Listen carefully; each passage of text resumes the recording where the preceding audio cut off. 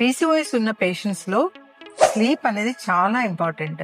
ఇప్పుడు వచ్చే పేషెంట్స్ చాలా మంది వర్కింగ్ ఎన్విరాన్మెంట్ వల్లనో, స్ట్రెస్ వల్లనో నిద్ర అనేది సరిగా ఉండట్లేదు అని చాలా మంది పేషెంట్స్ చెప్తూ ఉంటారు.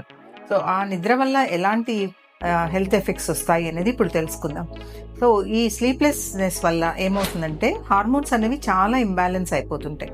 ఈ కార్టిసాల్ హార్మోన్ రైజ్ అవ్వడము, మెలటోనిన్ హార్మోన్ తగ్గిపోవడము, ఇవి నిద్రకు అవసరం అయ్యేదన్నమాట. సో అవి ఇంబ్యాలెన్స్ అవ్వడం వల్ల నిద్ర సరిగా ఉండట్లేదు. దానివల్ల నెక్స్ట్ ఇన్సులిన్ రెసిస్టెన్స్ పెరుగుతుంది. సో దాని నుంచి డయాబెటీస్ వచ్చే రిస్క్ పెరుగుతుంది. అలాగే స్ట్రెస్, యాంగ్జైటీ ఉంటుంది. సరిగ్గా నిద్ర లేకపోవడం వల్ల మార్నింగ్ వర్క్ చేయడానికి కూడా చాలా ఇబ్బందిగా ఉంటుంది. యాక్టివ్గా పని చేయలేరు. అలాగే పీరియడ్స్ అనేవి చాలా ఇరెగ్యులర్గా అయిపోతుంటాయి. అందుకు ప్రతిరోజు 7 to 8 hours స్లీప్ అనేది చాలా ఇంపార్టెంట్. అది కూడా ఫిక్స్డ్ టైమింగ్స్ అనమాట. రోజు ఒక టైం అలవాటు చేసుకోవాలి. 9 to 10 మధ్యలో పడుకుంటున్నారంటే రోజు అదే టైంకి రోజు పడుకోవాలి. సో మార్నింగ్ 5 to 6 మధ్యలో లేవాలి. సో ఇలాంటి ఫిక్స్డ్ అవర్స్ పెట్టుకుంటే దానివల్ల హార్మోన్స్ అనేవి బ్యాలెన్స్ అయ్యి మనకు అన్ని రకాల యూస్ఫుల్ అవుతుంది. హెల్త్ యూస్ఫుల్ అవుతుంది, వర్కింగ్ ప్యాటర్న్లో మంచి అవుట్పుట్స్ వస్తాయి. సో ఇలాంటివన్నీ యూజ్ అవుతాయి అనమాట.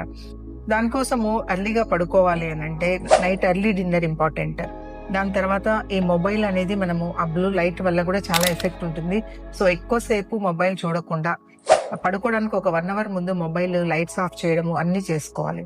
తర్వాత కెఫీన్ డ్రింక్స్ కూడా ఈవినింగ్ తర్వాత తీసుకోవద్దు. కాఫీ, టీ ఇలాంటివన్నీ తీసుకోవద్దు. కావాలంటే బటర్ మిల్క్, ఏదైనా ఫ్రూట్ జ్యూస్ లేదా కోకోనట్ వాటర్ ఇవి తీసుకుంటే మంచిగా ఉంటుంది. తర్వాత అదే ఒకే టైంలో పడుకోవడం అనేది చాలా ఇంపార్టెంట్. సో దీనివల్ల మంచి నిద్ర వల్ల చాలా ఉపయోగాలు ఉన్నాయి కాబట్టి అందరూ తప్పకుండా ఈ అలవాటు చేసుకోండి.